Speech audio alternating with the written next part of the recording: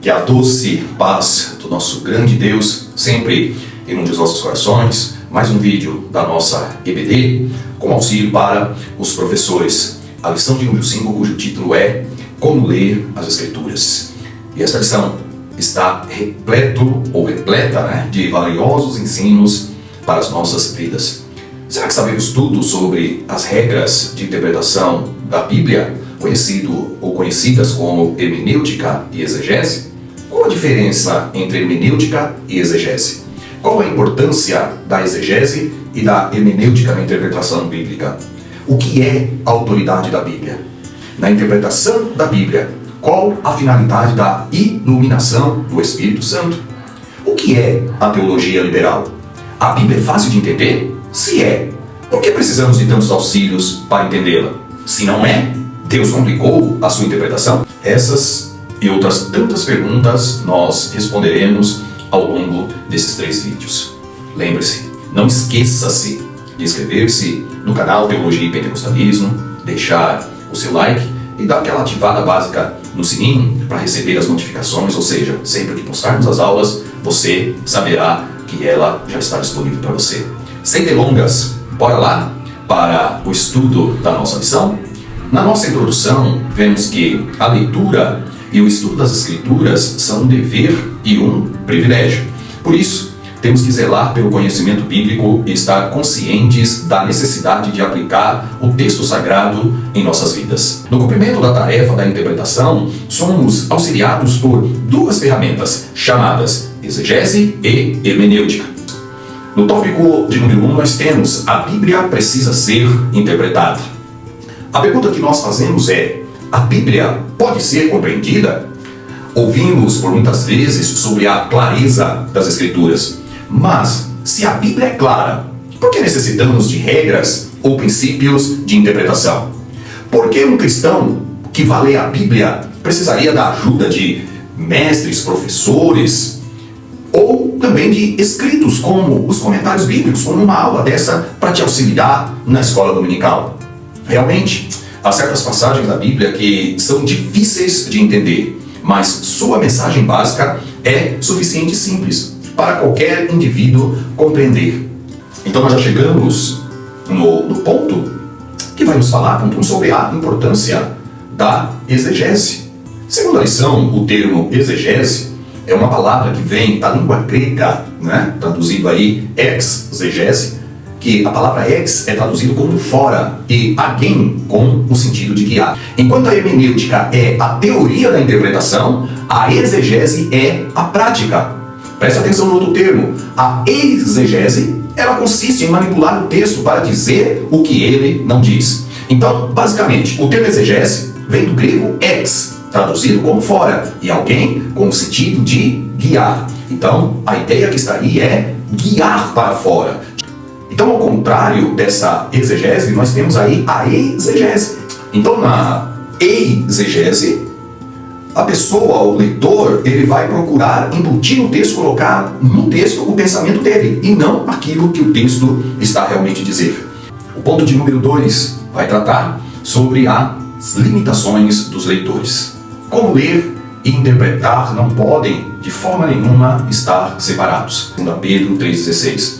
Fazendo uma comparação com uma instituição terrena, a Bíblia é o nosso Supremo Tribunal Federal. Ou seja, a Escritura é a autoridade última, final, em questões de fé, normas e conduta. Não há dúvida de que o estudo da Palavra de Deus traz nutrição e crescimento espiritual. Ela é tão indispensável à nossa alma como o pão é para o nosso corpo. A Bíblia é um instrumento que o Espírito Santo usa. Efésios 6,17, Hebreus 4,12. Vocês conhecem essas passagens? Na vida cristã e no trabalho do Senhor em geral, o Espírito Santo só nos lembrará o texto bíblico preciso para aquele momento, se de antemão conhecermos. João 14,26. É possível que o leitor se lembrará de algo que não sabe, que nunca leu? Pense se é possível. Portanto, o Espírito Santo quer não somente encher o crente, mas também encontrar nele um instrumento com que operar a palavra de Deus. Ter o Espírito Santo e não conhecer a palavra conduz ao fanatismo.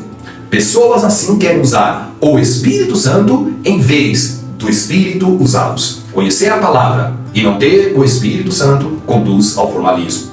Esses dois extremos são igualmente perigosos. O autor da Bíblia é Deus. Seu real intérprete é o Espírito Santo. E o seu tema central é o Senhor Jesus Cristo. Devemos estudar a Bíblia para conhecer o seu autor. Ela é o único livro cujo autor está sempre presente quando ela é lida. Um autor de um livro é a pessoa que melhor pode explicá-lo.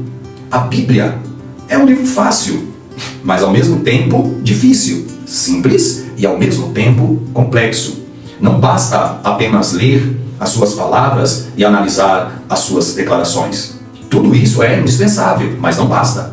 É preciso conhecer e amar o autor do livro. Conhecendo o autor, a compreensão será mais fácil. A Bíblia é o livro pela qual devemos viver e pelo qual devemos morrer. Portanto, devemos ler a Bíblia para sermos sábios, cremos nela para sermos salvos e praticá-la para sermos santos. Alguém disse, abre aspas, é importante que você saiba a Bíblia na cabeça, que a armazene no coração, que a mostre na vida e que a semeie no mundo, fecha aspas. E nós passamos para o ponto de número 3, a natureza das Escrituras. A maneira pela qual a Bíblia foi produzida, ela confirma a sua unidade. A Bíblia foi redigida em 2 continentes, foi redigida em 3 idiomas, e sua composição, ela estendeu-se em lento progresso durante o período de 1600 anos. O texto bíblico foi escrito, na sua maioria, em 2 línguas distintas, hebraico e grego. Hebraico, Velho Testamento, e o grego, Novo Testamento, e algumas palavras em aramaico.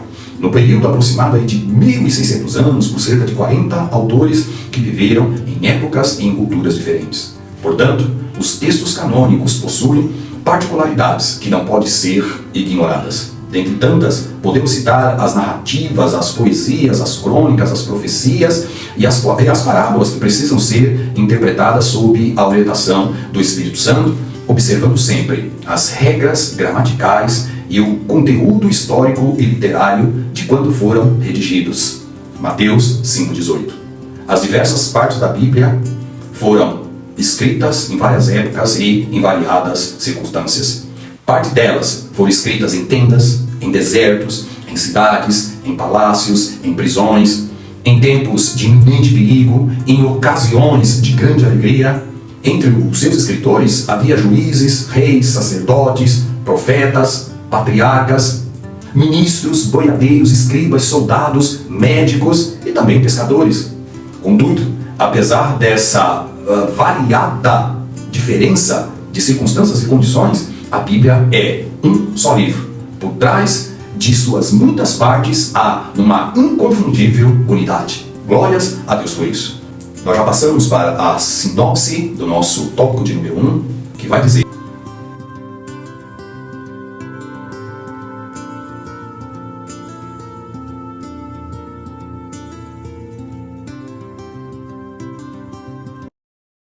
no ponto de número 2, nós temos os pressupostos pentecostais para ler a Bíblia.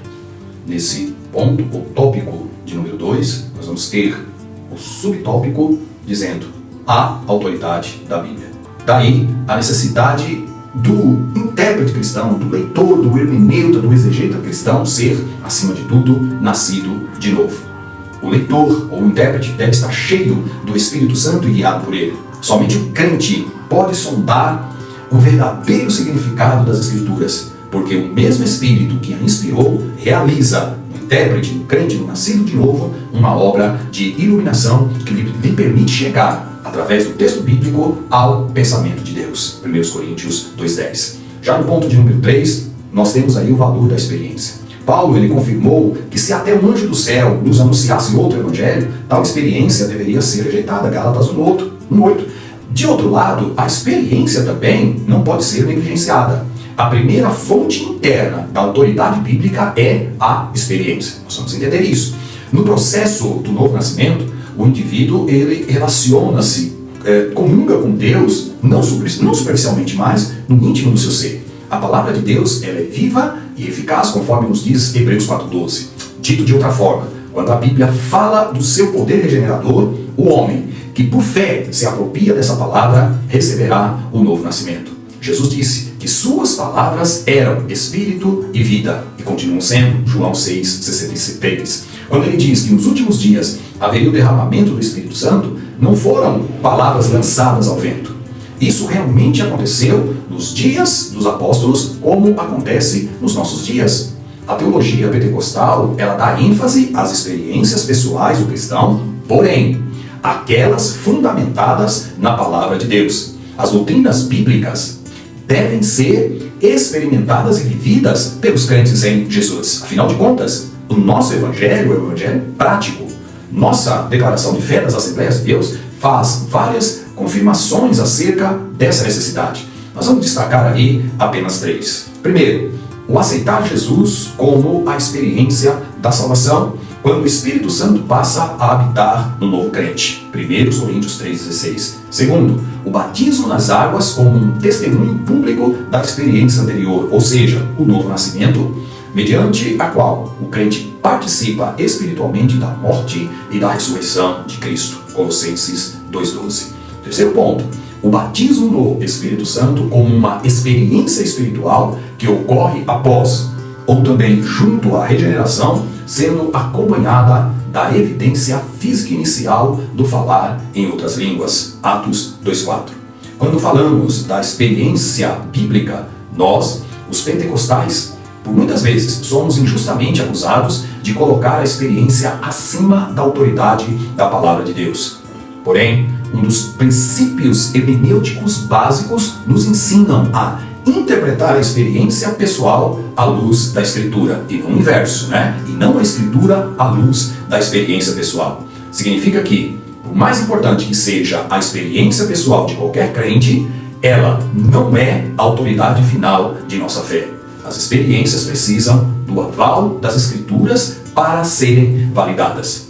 A Bíblia deve ser sempre o filtro e a peneira pela qual nossas experiências devem ser avaliadas. Nunca, jamais devemos interpretar a Bíblia à luz das nossas experiências espirituais, mas interpretar as nossas experiências espirituais à luz da palavra de Deus. Do contrário, nós cairemos no experiencialismo extremado e antibíblico, como estamos vendo acontecer, infelizmente, nos nossos dias. Podemos colocar como alguns exemplos de algumas experiências pessoais. Pronto, a jumenta que falou a Balaão, os corvos que alimentaram Elias junto ao ribeiro de Querite, o lodo feito do cuspe por Jesus, como símbolo para curar a cegueira de um homem. Essas e outras experiências semelhantes sempre apontavam para algum propósito. Elas não tiveram caráter sensacionalista e não podem, por isso mesmo, constituir-se em regra ou doutrina para a igreja atual. Ou seja, não serão necessariamente repetidas, pois tiveram uma finalidade específica. Até mesmo porque, se assim fosse, a sabedoria de Deus deixaria de ser diversa. Vale aqui um princípio. A experiência é única, pessoal e intransferível, não podendo jamais sobrepor-se à palavra de Deus. Toda e qualquer experiência que contraria os preceitos bíblicos deve ser desconsiderada. Já chegamos aí na sinopse ou resumo do nosso tópico 2. A Bíblia é a autoridade final. O Espírito Santo nos auxilia na sua compreensão e a experiência confirma as verdades bíblicas. Deus abençoe você e até o próximo vídeo, onde trataremos e falaremos acerca do tópico 3. Lembra lá na passagem de Atos 14:12? Porém, no texto original grego aparece a palavra, o substantivo Hermes em vez de Mercúrio. Lá no texto grego de Atos 14:12, Hermes aparece da seguinte forma: porque era este o principal portador da palavra, ou seja, o intérprete. Os gregos atribuíam a Hermes a descoberta da linguagem e da escrita, as ferramentas que a compreensão humana utiliza para chegar ao significado das coisas e para transmitir aos outros. Então, dessa forma, a hermenêutica bíblica é a disciplina da teologia que ensina as regras para interpretar as Escrituras e a maneira de aplicá-las corretamente. O objetivo primeiro da hermenêutica é estabelecer regras gerais e específicas de interpretação, com a finalidade de entender o verdadeiro sentido do autor ao redigir as Escrituras. Ela é a ciência, resumidamente falando, da compreensão de textos bíblicos. Então, na primeira regra de hermenêutica, nós temos que é preciso, o quanto seja possível, tomar as palavras em seu sentido usual e comum. A terceira regra nos diz que é preciso tomar as palavras em seu sentido indicado no texto. Nenhuma doutrina deve ser afirmada em cima ou com base de uma única passagem. Ela deve considerar a totalidade da Bíblia.